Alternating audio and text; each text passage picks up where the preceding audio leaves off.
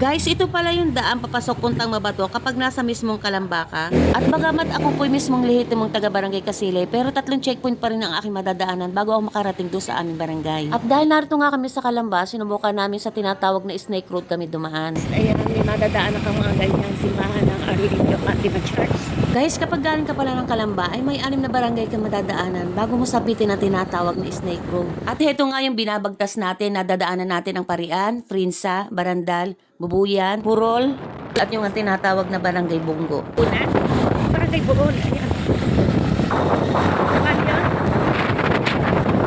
Barangay Bungo. Nandito na tayo sa Bungo, guys. Ano tayo kumakain, no? Ay, sarado. Sarado ba? Ayan, no? Close, oh. Ay, sayang.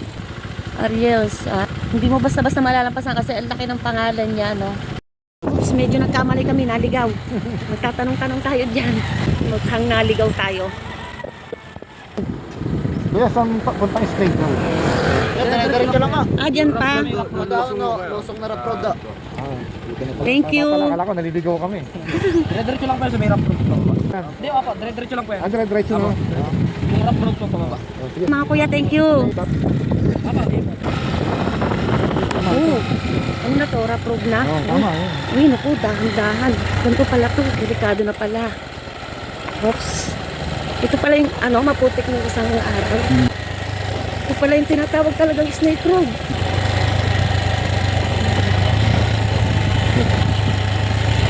Nakaka-nervyos na. Parating nininervyos. Kasi panay raprove. Tapos isang pagkakamali mo, ayan, bangin, ayan, nilagyan siya ng semento yung bawat tabihan.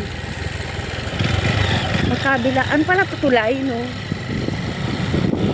Pero ang ganda ng Aranawin. Kasi dito sa may tulay, oh, kita mo yung Palace in the Sky. Ito lang, pwedeng bumaba. Tingnan ko lang yung pinakailalim nito. Ito may maliit na ilog. Snake Road na to, tinatawagin. Hanggang doon na. Hi kuya, welcome to my vlogs. Ayun, may ilog doon, mga tao doon sa ilog. Ayun, oh, malinaw yung tubig dito, oh. Tapos ang daan doon pa. Oh my god, ayun yung dulo ng tulay. May daan na papunta ng ilog. Ayun, ayun, may mga nagpipiknik doon sa ilog. Ayan na, dito na tayo, dito sa mataas. May nauna sa ating motor.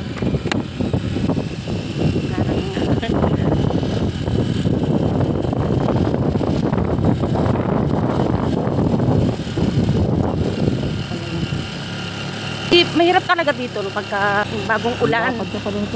Hindi pala talaga pwedeng daanan to kapag maulan. Kasi lupa. So wala lang kagraba-graba.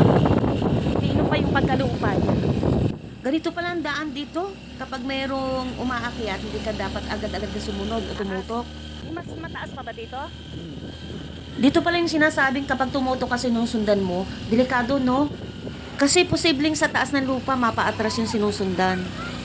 Makapigil hininga nga pala dito, no? Kapag kaakyat. Pero mas nakakapag-alala siguro, no? Kapag pababa ka talaga. Sumasayaw.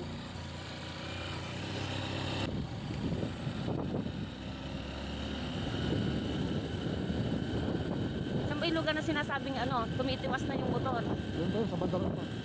Sa bandaron, hindi sinasabing karsada na kapag dumaan yung mga motor o kaya bike or 4 wheels, medyo umaangat yung mga sasakyan.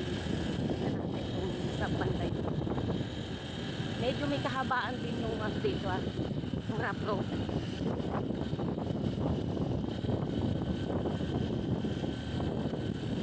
Kaya kapag maulan, talagang mahirap daanan.